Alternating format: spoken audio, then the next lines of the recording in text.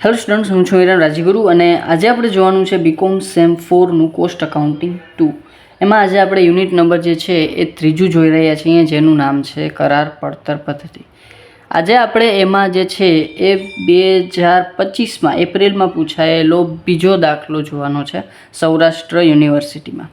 શું કહેવા માગે છે તો કે રંજને તારીખ 1/4/2024ના રોજ ₹5 લાખની કિંમતે એક કરાર લીધો. નીચેની માહિતી પરથી તારીખ 31/3/2025ના રોજ પૂરા થતા વર્ષનું કરાર ખાતું, ચાલુ કામ ખાતું અને કરાર આપનારનું ખાતું તૈયાર કરો. 3 ખાતા તૈયાર કરવાના છે: કરાર ખાતું, ચાલુ કામ ખાતું અને કરાર આપનારનું ખાતું. વિગત શું શું આપેલી છે આપણને તો કે કરાર માટે સીધો ખરીદેલ માલસામાન, સ્ટોર્સમાંથી પૂરો પાડેલ માલસામાન, મોકલેલ પ્લાન્ટ 1/4/2024નું, મજૂરી, પેટા કરારની પડતર, અન્ય ખર્ચા, પ્રમાણિત કામ, મળેલ રોકડ, કરારની જગ્યા પરથી ચોરાઈ ગયેલ માલ, વર્ષના અંતે હાથ પર માલસામાન અને સ્ટોર્સમાં પરત કરેલ માલસામાન.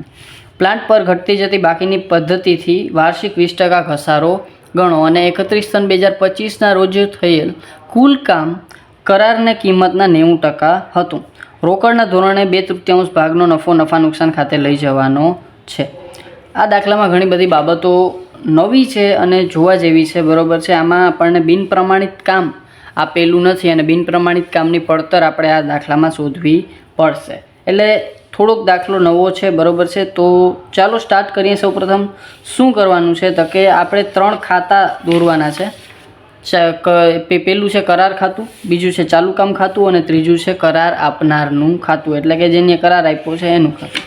આમ તો યુઝ્યુઅલી આપણે આવા દાખલા જોઈ લીધા છે, બરાબર છે. પ્લેલિસ્ટ તમને ડિસ્ક્રિપ્શનમાં મળી જશે, પણ 1-2 પોઈન્ટ છે જે આપણે શીખવાના છે. સૌ પ્રથમ કરાર ખાતું, બરાબર. દાખલો સ્ટાર્ટ કરીએ આપણે. તો કરાર માટે ખરીદેલ માલ સામાન, બરાબર. ખર્ચ છે કરાર ખાતે ઉધાર, તો અહીંયા આપણે માલ સામાન ખરીદી.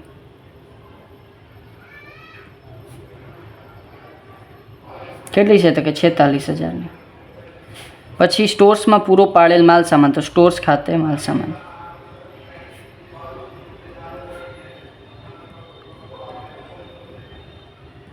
કેટલું છે તો કે 1 લાખ. પછી છે મોકલેલ પ્લાન્ટ, તો મોકલેલ પ્લાન્ટ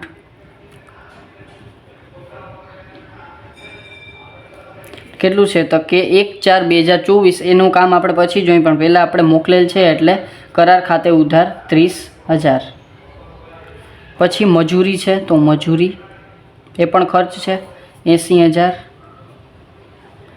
પછી પેટા કરારની પડતર, એ પણ કરારનો ખર્ચ છે. પેટા કરાર શું હોય તો કે દાખલા તરીકે મેં કોઈ પાસેથી કરાર લીધો છે કે ભાઈ મારે કન્સ્ટ્રક્શન કરવાનું છે એક બિલ્ડિંગનું, ભાઈ એના માટે તમારે મજૂરો પાસે અથવા તો કોઈ બીજા કોન્ટ્રાક્ટર પાસે ખુદાઈની, જેસીબીની કે અન્ય કોઈ જે છે એ તમારે કરાર કરવા પડતા હોય નાના, બરાબર છે. તો એને કહીશું આપણે પેટા કરાર. તમારો ખર્ચ કરારનો જ છે, પણ એના માટે તમારે બીજા કરાર કરવા પડતા હોય છે, બરાબર છે. એ પડતર પણ કરારની જ છે, તો એને કરશું આપણે પેટા કરારની પડતર,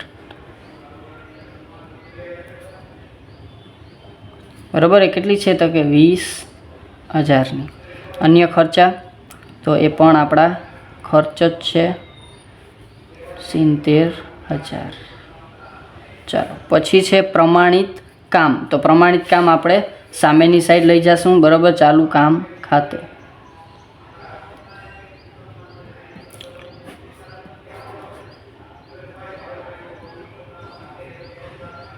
₹4 લાખનું છે. પછી પ્રમાણિત કામ થઈ ગયું. પછી મળેલ રોકડ 3 લાખની છે. જે છે મળેલ રોકડને આપણે જે છે એ ક્યાં લઈ જશું તો કે આપણે કોણ આપે છે તો કે કરાર આપનાર આપણને આપે છે, તો એના ખાતે આપણે જમા કરશું. અને બેંક ખાતે શું થશે? ઉધાર. તો બેંક ખાતે ઉધાર, તો કરાર આપનાર ખાતે જમા. કરાર આપનાર આપનારના ખાતામાં જમા બાજુ લખશું આપણે બેંક ખાતે. કેટલા છે તો કે મળેલ રોકડ છે 3 લાખ, તો અહીંયા આપણે 3 લાખ, બરાબર છે. ચાલો, અત્યારે મળેલ રોકડનું બીજું કંઈ આપણે કામ નથી. કરારની જગ્યા પરથી ચોરાઈ ગયેલ માલ, બરાબર. કરારની જગ્યા પરથી ચોરાઈ ગયેલ માલ, તો એ આપણો કરારનું નુકસાન છે, બરાબર છે. તો કરારનું નુકસાન હોય તો આપણે ક્યાં લખશું? કરાર ખાતામાં જમા બાજુ આપણો માલ જાય છે, માલ જાય એટલે જમા, બરાબર છે. તો અહીંયા આપણે કરારની જગ્યા પરથી ચોરાઈ ગયેલ માલ અથવા તો ચોરીથી ગયેલ માલ 1000 બરાબર છે। પછી છે વર્ષના અંતે હાથ પર માલ સામાન, તો એ આપણો જે સ્ટોક છે બરાબર છે, આપણો માલ સામાનનો સ્ટોક છે।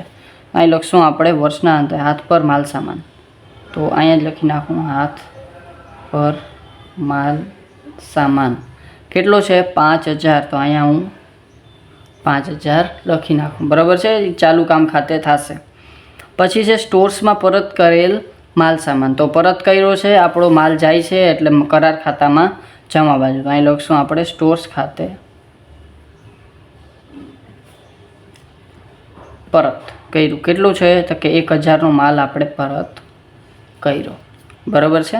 ચાલો મોસ્ટ ઓફ બધી વસ્તુ જોવાઈ ગઈ છે બરાબર છે। હવે આપણે જ્યાં વધારાની માહિતી જોઈ, તો અહીંયા આપણે કીધું છે કે ભાઈ પ્લાન્ટ પર ઘટતી જતી બાકીની રીતે વાર્ષિક 20% ઘસારો ગણો બરાબર છે। કેના પર? પ્લાન્ટ પર। તો પ્લાન્ટ આપણે પહેલાં અહીંયા જોઈ લઈ, તો મોકલેલ પ્લાન્ટ છે 1/4/2024નો, અને આપણે કરાર ક્યારે લીધો છે તો કે નીચેની માહિતી પરથી આપણું વર્ષ થાય છે પૂરું 31/3/2025, તો 1/4 એ આપણી શરૂઆતની જે છે એ બાકી કહેવાશે। તો 30,000 ઉપર આપણે આખા વર્ષનો 20% લેખે ઘસારો ગણવાનો છે। આમ તો આપણે આની માહિતી આપણે વધારાની માહિતી તરીકે લખવી પડે, પણ અહીંયા હું ડાયરેક્ટ ગણતરી કરી નાખું છું બરાબર। પછી આપણે જ્યારે એક્ઝામમાં તમે દાખલો ગણો ત્યારે તમારે આની ગણતરી બતાવવી પડશે।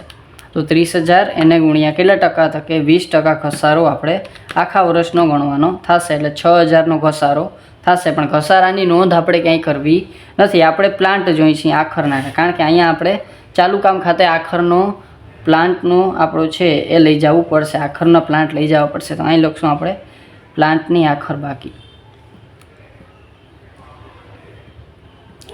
6,000નો ઘસારો આપણે માઇનસ કરશું એટલે આપણી પાસે પ્લાન્ટ વધશે 24,000ના, તો અહીંયા આપણે પ્લાન્ટ લખશું 24,000 બરાબર છે। પ્લાન્ટ આપણા 24,000ના। ચાલો પછી પ્લાન્ટની તમારે જરૂરી ગણતરી છે એ બતાવવી ફરજિયાત છે બરાબર છે। તમારે પ્લાન્ટની ગણતરીમાં ઘસારો બતાવવો ફરજિયાત છે। અહીં ક્યાંય ઘસારાની એન્ટ્રી નહીં આવે, પણ વધારાની ગણતરીમાં તમારે જે ઘસારાની ગણતરી છે એ બતાવવી પડશે। ચાલો આગળ વધીએ, આપણે ઘસારાનું કામ થઈ ગયું, પ્લાન્ટની આપણે આખરની બાકી આપી દીધી। પછી છે 31/3/2025ના રોજ થયેલ કુલ કામ કરાર કિંમતના 90% હતું। હવે એને એમ કીધું છે કે ભાઈ કુલ કામ કરાર કિંમતના 90% હતું। હવે આપણે છે એ હું એક પેજ લઈ લઉં અથવા તો પાછળ જ ગણતરી કરી નાખું બરાબર છે। એને શું કીધું છે? કુલ થયેલ કામ બરાબર શું છે તો કે કરાર કિંમતના 90%। તો કરાર કિંમત આપણી પાસે કેટલી છે? તો કરાર કિંમત છે મારી પાસે 5 લાખ, એના 90%। તો અહીંયા આપણે 5 લાખ એના 90%, તો કેટલા થાય? તો કે 5 × 45, 5 લાખ ગુણ્યા 90%, 4,50,000 મારી પાસે કુલ કામ થાય બરાબર। કુલ કામ મારું થઈ ગયું છે બરાબર। હવે એમાંથી પ્રમાણિત કામ કેટલું છે? 4 લાખ બરાબર। તો એટલે કે બિન પ્રમાણિત કામ મારું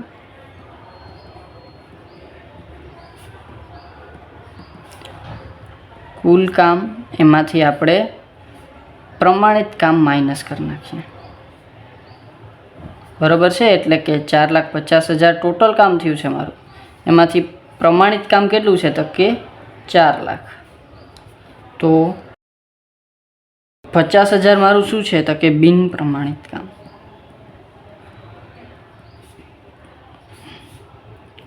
બરાબર છે। 50,000 શું છે? બિન પ્રમાણિત કામ।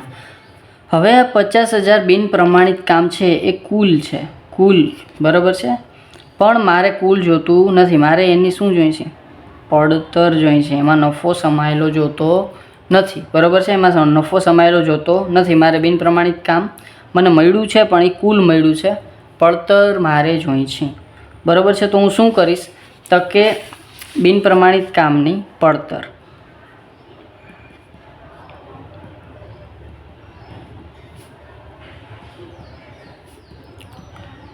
હું ફાઇન્ડ આઉટ કરીશ। કઈ રીતે કરીશ તો કે જો મારી પાસે કુલ પહેલાં તો ખર્ચ કેટલો છે તો કે 46,000, 1,30,000, 80,000, 20,000 અને 70,000 3,46,000 મારી પાસે ટોટલ ખર્ચ છે. એમાંથી હું જેટલી પ્રમાણિત કામ સિવાયની આવકો છે ને એને માઇનસ કરીશ એટલે મને કુલ પડતર કેની તક કે માત્ર કામની મળી જશે. બરાબર, 3,46,000 મારી પાસે ખર્ચ છે, એમાંથી હું આ આવકો માઇનસ કરીશ, -24,000 -5,000 અને માઇનસ આ 2,000. બરાબર, એટલે મને 3,15,000 મળી. બરાબર છે. કઈ મેં આવક માઇનસ કરી હતી કે પ્રમાણિત કામ સિવાયની બધી આવકો મેં છે ને આ ખર્ચમાંથી માઇનસ કરી નાખી, એટલે મને મળશે 3,15,000 ચોખ્ખી પડતર. શું મળશે? ચોખ્ખી પડતર. તમને ખાલી લખી દઉં. બરાબર છે. જે 3,46,000 મારી પાસે કુલ ખર્ચ આવ્યો હતો, એમાંથી જે છે એ 24 ને 2 26 ને 5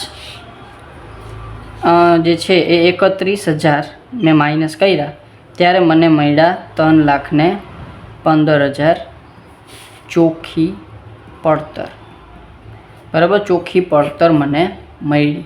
બરાબર, એ ચોખ્ખી પડતર કેની છે તો કે હવે મારી પાસે જે ટોટલ પ્રમાણિત કામ છે ને એની ચોખ્ખી પડતર છે, એટલે કે કુલ પ્રમાણિત કામની ચોખ્ખી પડતર, એટલે કે 4,50,000 છે કુલ પ્રમાણિત કામ, કુલ કામ. બરાબર, કુલ કમ્પ્લીટ કામ છે એ મારું 4,50,000 છે, એની પડતર છે મારી પાસે 3,15,000.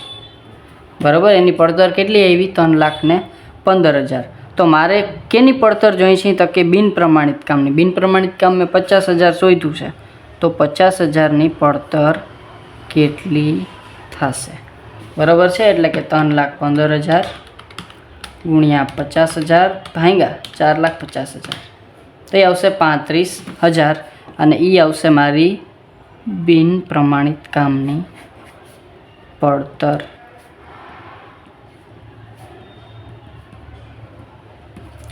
બરાબર છે. આ શું આવ્યું મારી પાસે? બિન પ્રમાણિત કામની પડતર. ના ખબર પડી હોય તો પાછું રિપીટ કરી નાખીએ. બરાબર છે. તો શું કર્યું આપણે તો કે આપણે પ્રમાણિત કામ હતું આપણી પાસે, એમાંથી એને એમ કીધું છે કે ભાઈ 90% જે આપણું કરાર છે એના 90% કામ કમ્પ્લીટ થઈ ગયું છે, એટલે કુલ કામ કમ્પ્લીટ થયું છે 4,50,000નું. એમાંથી 4 લાખ આપણું પ્રમાણિત કામ હતું, તો બિન પ્રમાણિત કામ આવ્યું 50,000, પણ 50,000 આપણું પડતર નહીં અને નફા સહિતનું આપણી પાસે કામ છે, પણ આપણે પડતરનું જ કામ છે, આપણે નફાનું કામ નથી.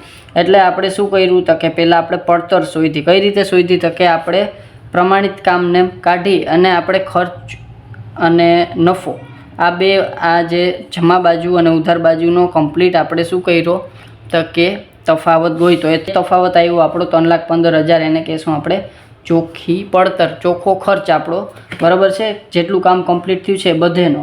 બરાબર, તો 4,50,000નું કામ કમ્પ્લીટ થયું છે, એનો ખર્ચ આવ્યો 3,15,000. તો મારે બિન પ્રમાણિત કામની પડતર જોઈ છે, તો 4,50,000 એટલે કે ટોટલ ખર્ચનો મારી પાસે પડતર હતી 3,15,000.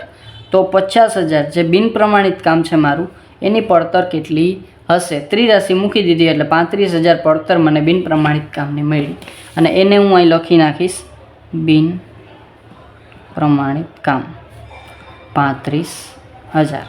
હવે હું શું કરીશ તો કે હવે હું આને કરીશ બંધ. બરાબર છે, તો 4,35,000, 5,000 અને 24,000, તો એ થઈ જશે 4,64,000 મારી ચાલુ કામની બાકી. તો 4,64,000, અને આને આપણે ક્રોસ એન્ટ્રી ચાલુ કામ ખાતામાં લઈ જશું. અહીં લખશું કરાર ખાતે 4,64,000.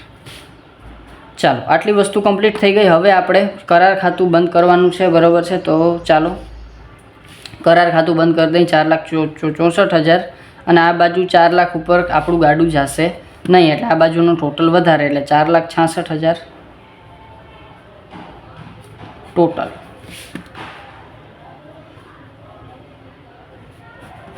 બરાબર, અને ખર્ચની વાત કરીએ તો ખર્ચ આપણે ટોટલ અહીં કર્યો જ તો. બરાબર છે, કેટલો હતો તો કે ખર્ચ કર્યો તો આપણે 3,46,000. છતાં એક વખત કરી નાખીએ 46,000, 1,46,000, 1,30,000, 80,000, 20,000 અને 70,000. 3,46,000, અને એમાંથી 4,66,000 માઇનસ. એટલે 1,20,000 મારી પાસે ટોટલ નફો આવશે.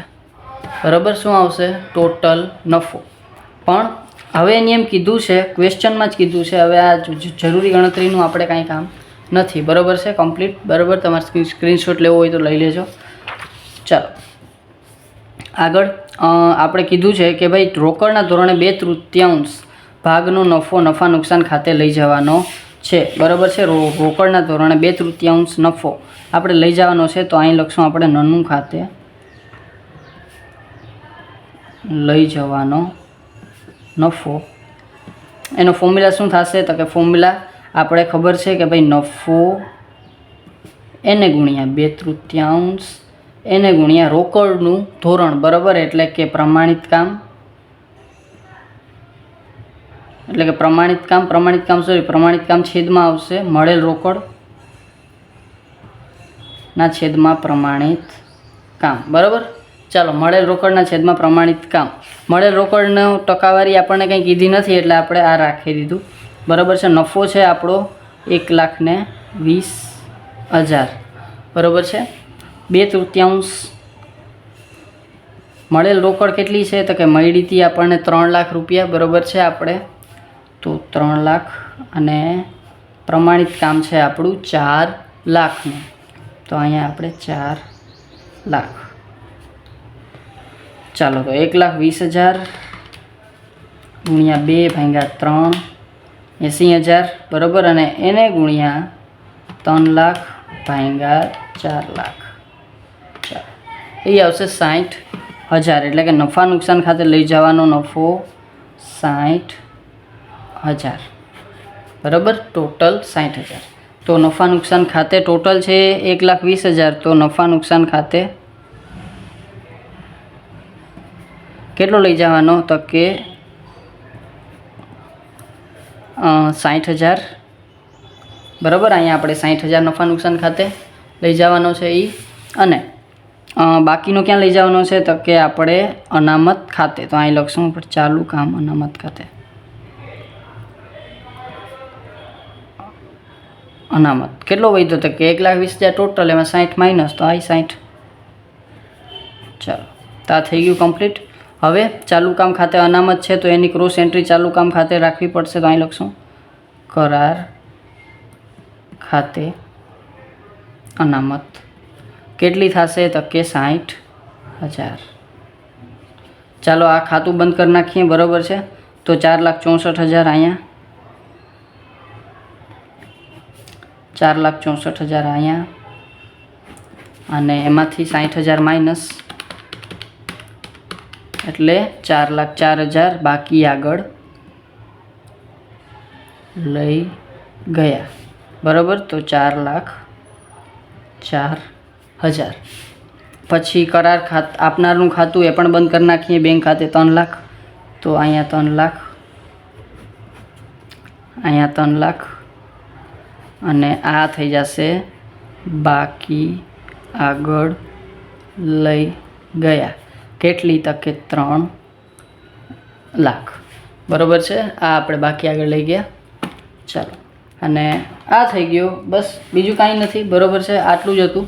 અને એક બાબત આપણે આ બિનપ્રમાણિત કામવાળી શીખવાની હતી. બરાબર છે, બાકી આપણને જો જૂના વિડીયોઝ જોયા હોય તો કમ્પ્લીટ આવડતું જશે. બરાબર, છતાં કાંઈ પણ જાતનું ડાઉટ રહી જાય તો મને કોમેન્ટમાં પૂછી લેજો. અને જો વિડીયો ગમે, તમને ખબર જ છે, લાઇક શેર સબસ્ક્રાઈબ જરૂરથી કરી નાખજો, જેથી કરીને આવતા વિડીયોઝ તમને સરળતાથી મળતા રહે. Thank you.